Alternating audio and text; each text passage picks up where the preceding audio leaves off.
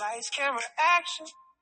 I'm on stage, but you don't see all that really goes on. There is a price to pay for all I do. Doing what I love to inspire you. The gift is on stage, but there is some pain in hidden places.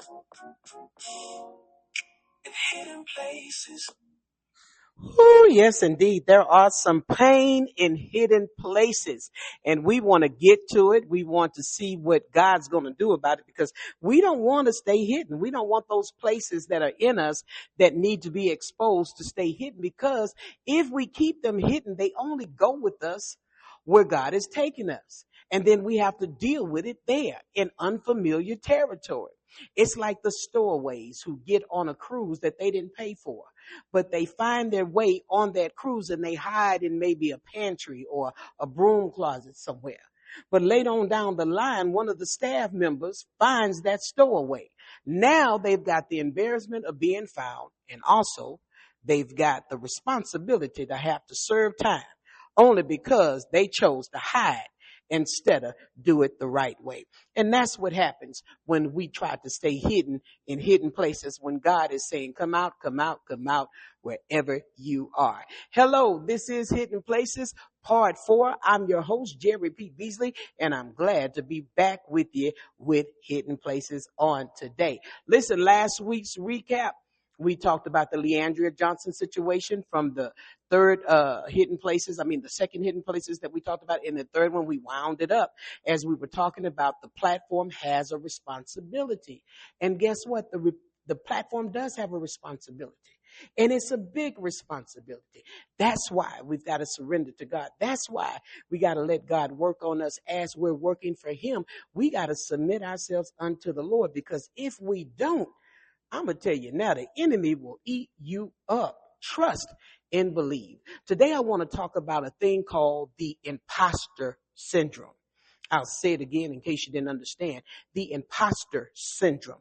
It's a psychological pattern where people doubt their skills and they fear being exposed as frauds, despite proof of their success. The key aspects include self-doubt, attributing success to luck and perfectionism. Up to 70 to 80% of the people feel this way at some point. Have you ever felt that way? Have you ever felt like, okay, I just did this thing. This was just fluke. This was just luck. Okay, I didn't really do that good. They just like me. Okay, that's my family members, and I just lucked out on this one. And every time you did what God told you to do, you kept thinking sooner or later they're going to see that I really don't know what I'm saying. I'm not who I am trying to portray that I am. That's the trick of the enemy. And trust and believe he will come to attack those that have been given platforms, who have been given stages. He likes to do that to throw you off, because if you're off, you won't do what he called you to do. And oftentimes before I ever got on stage, and people don't believe this, but I was really shy. I was really shy until God gave me the revelation, shy, something hindering you. And I had to work through that. And so that's how I became like a comedian, because every time I would get up to get on the mic, I'd crack a joke, get people laughing, because I always thought I was funny. And apparently other people did too, because they were paying me, right? And so I tell a little joke before I minister. And it get people relaxed, and I got their attention. And it helped me to do what God called me to do. And I would always say, God, I don't have anything to say, but I know you have a lot to say. So move me out of the way so you can have your way. And that's what we have to do at times. Because just because the spotlight is on somebody, just because people are adoring them and looking at them, doesn't mean they don't struggle with the imposter syndrome. Doesn't mean they don't struggle with being shy. It just means they got to do this because God called them to it. Here's some of the signs and causes. Self-doubt. Believe you're not as smart or as good as others think. Oh my God, I had that bad. Lord, I don't know all the stuff that they know. I didn't study that in school. I was asleep. I was playing. I was writing notes. I should have been paying attention. And God said, no, I called you to it. And I'm going to give you the skills to do what I called you to do. So many times when Attorney Ben Hall was here doing his show, the Ben Hall Legal Hour, He would call me to the table. He would say, Jerry, what do you think about this? And Jerry, what do you think about that? Some government stuff he was talking about. And I would always look at him, which y'all couldn't see because I was on the radio, and give him that don't ask me nothing look. And then finally he got upset with me one day to a point where he says, you know what? I'm going to stop avoiding asking you questions. You got to get out of that prayer closet and start getting into some news. What are you doing? You need to know what I'm asking you. That upset me, but it also helped me because I vowed that he was never going to catch me off guard like that again. So I went home. I started watching the news. I started reading the newspaper. I started Googling. I started learning some stuff. And so when it was time for him to do a show again, I wanted him to pick me and ask me a question because I had been studying. And then he turned around and wasn't going to ask me no more. I said, what about this? And what do you think about this? And what do you think about this? He was shocked. Yeah, you should be shocked because at the end of the day, what you're not going to do, sir, is embarrass me. And that's what the enemy wants to do. He wants to embarrass you. So if you ever feel like you're not smart enough, if you ever feel like you don't have the information, study, look it up. In this world of Google, in this world of AI and all the stuff that we have, it makes it easier. There's no reason to be ignorant, and not in this day and time, okay, unless we choose to be. Then the second thing is luck. We credit luck as the reason why we got what we are. Saying good luck or chance cause you to win, not hard work. And you know why most of us feel that? Because people around us have made us feel that way. Oh, you just got a big break. Oh, okay. I see what you're doing. I see. Okay. Tell me how you did that. Because I know you didn't know none of that. So I know. And we accepted that type of child. I didn't know. Ooh, God is good, ain't he? Not admitting to the fact that we studied. Not admitting to the fact that we said yes to God and were obedient when we didn't want to be obedient. We put in on this. There's some skin in the game. We have put some sweat equity in some things that we do. I tell people that all the time who want to be radio personalities, even though what I do looks like it's fun and I'm just out here hanging out, this has been over 35 years of prayer, studying, learning, sharpening my skills, trusting God to give me what to say, giving a message every day. Most pastors give a message on Wednesday night and on Sunday, but God has allowed me to give a message every day. And after that is done and feeding the masses, I can actually be drained and I need to be poured back into. So it's not all about fun, not when you know the why of what you're doing. So never allow yourself or anyone else to make you feel like you just lucked out or you just got that by luck. No, you put in on this. You put some work in. There's some sweat equity that has been paid. High stress, working too hard or trying to be perfect to hide fears. I've seen it happen too many times. People overthink, people overdo, people overperform, people overtalk. People pretend to be confident, but when you do too much of something, that's a lack of confidence there. And that is when that imposter syndrome is saying they're going to find out you're not who you really say you are. So now you got to overperform. But the real deal is God is not looking for performers. He's looking for the authentic you that he made because he already know what he authentically put in you. So we don't have to stress ourselves out and overdo anything. We just have to be real in him and flow in him for real.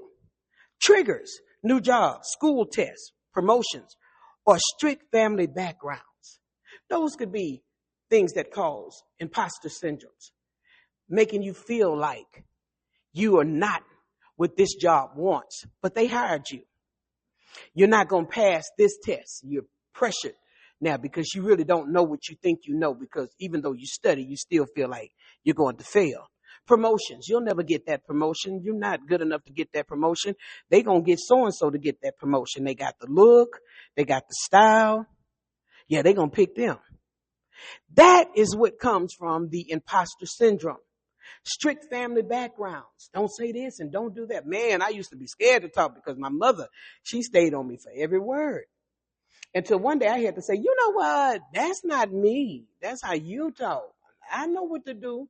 Leave me alone now. I said it under a whisper, but I had to go ahead and get my own identity because it was a lot of pressure. And she wanted me to go to this school. She wanted me to do that. And God had another path for me. And I had to finally stand up and say, that's not the path that God called me to go on. And do you know there's a lot of people out here who have another path for you that will be convenient for them, but it's not God for you? I have to be bold enough to say, that's not the path that he has me to take. That is not who he called me to be. Because if you're anything other than who he called you to be, then you are an imposter. And yes, you will be found out, because everything we do will be tested by the fire. I've seen so many people try to be like somebody else, but never experience what that person experienced.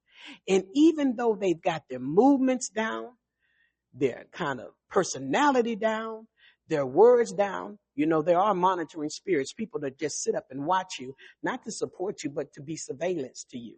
They want to learn everything you do because they really want to be you.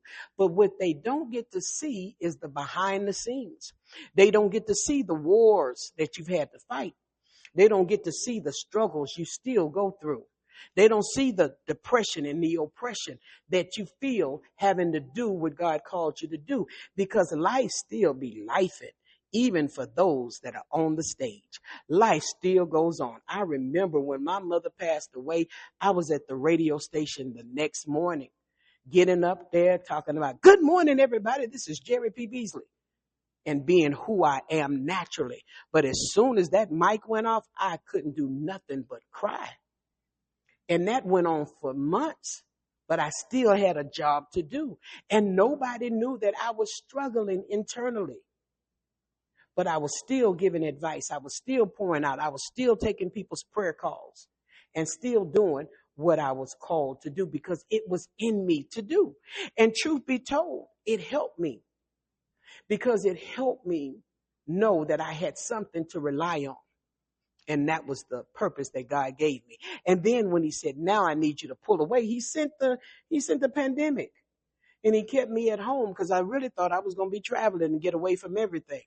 But that wouldn't have helped me, because I still would have taken grief with me. But what he did was allow me to come to work, leave, go home and garden and cry. That was my psychiatry.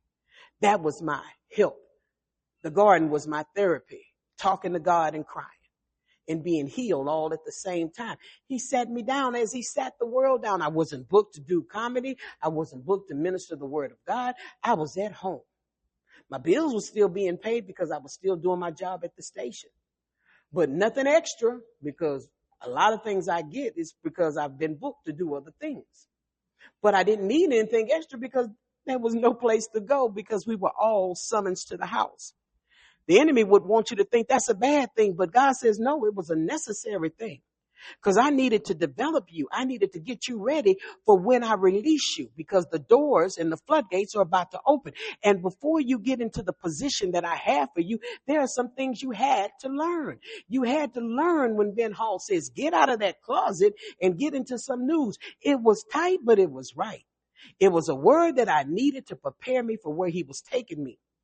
I had no clue that he would end up taking me to Washington, D.C., sitting in the halls of the White House, doing interviews for a whole year. The person that didn't know anything about the news, the person that didn't know anything about politics, was the very person who had to be sat down to learn what I needed to learn to be a White House correspondent. God has a plan for each and every one of us, but trust and believe the devil has a plan as well.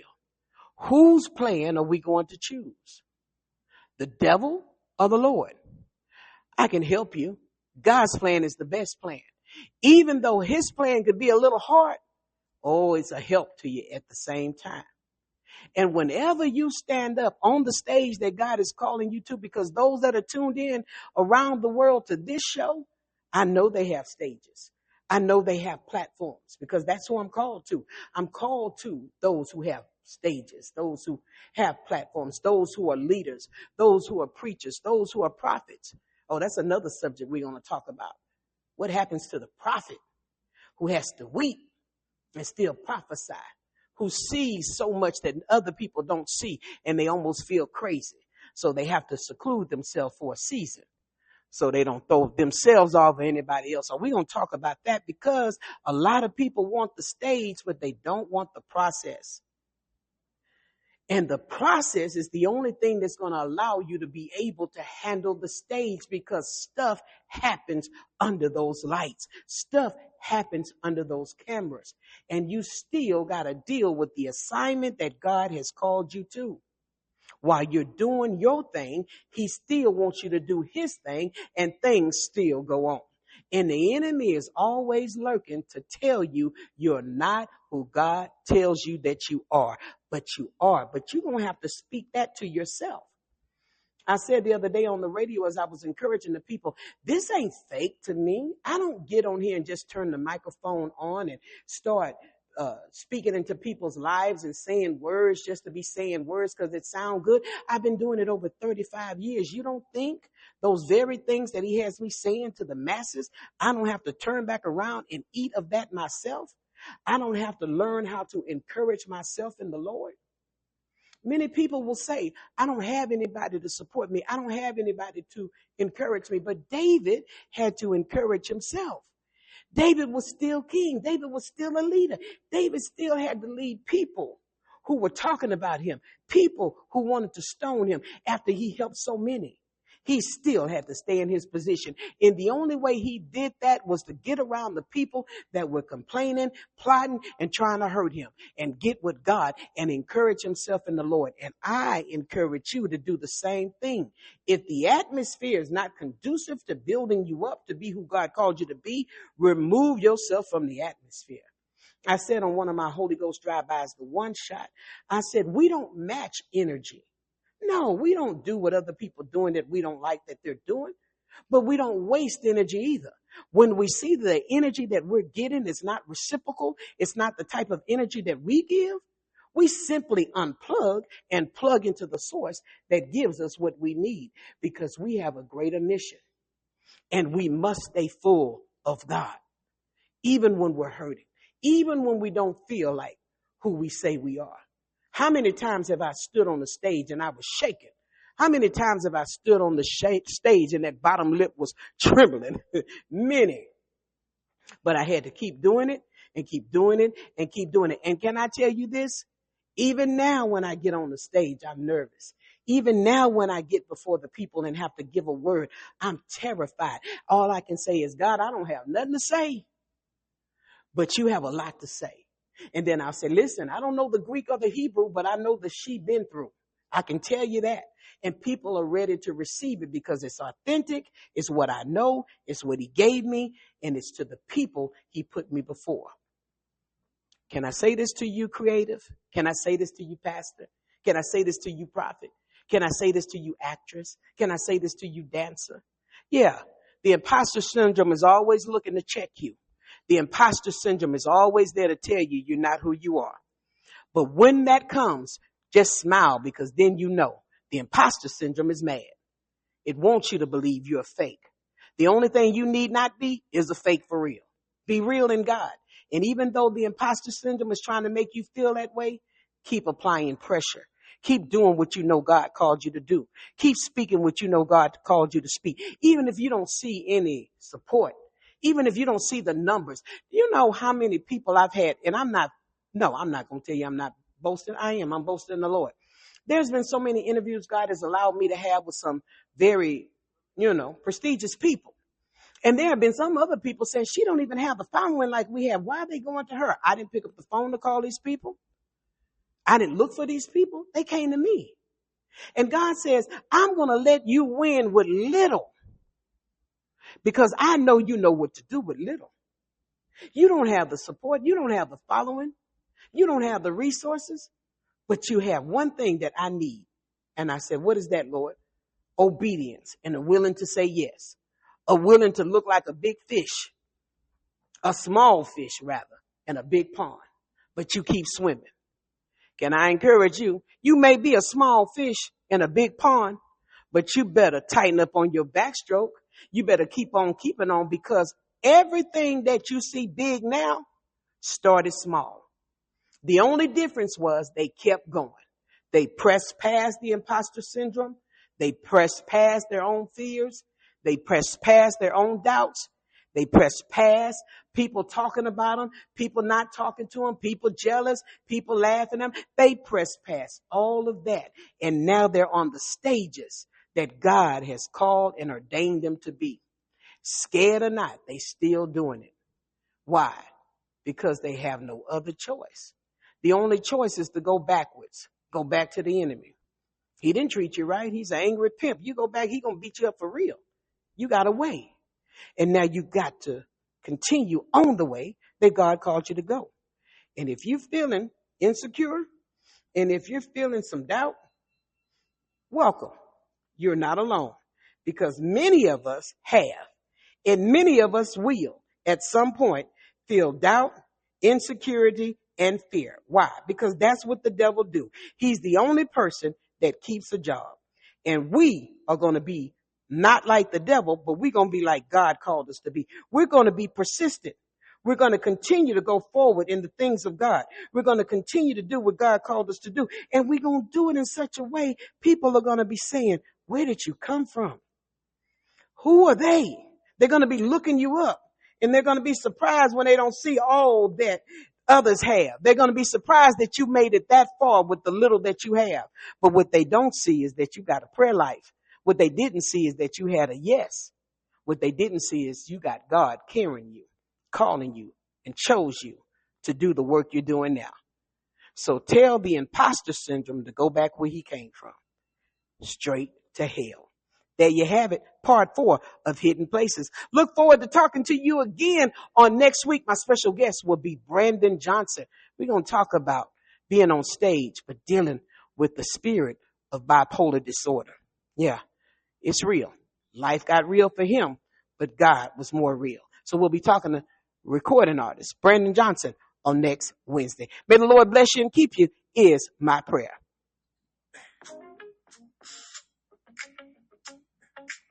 Lights, camera, action. I'm on stage, but you don't see all that really goes on. There is a price to pay for all I do, doing what I love to inspire you. The gift is on stage, but there is some pain in hidden places. In hidden places.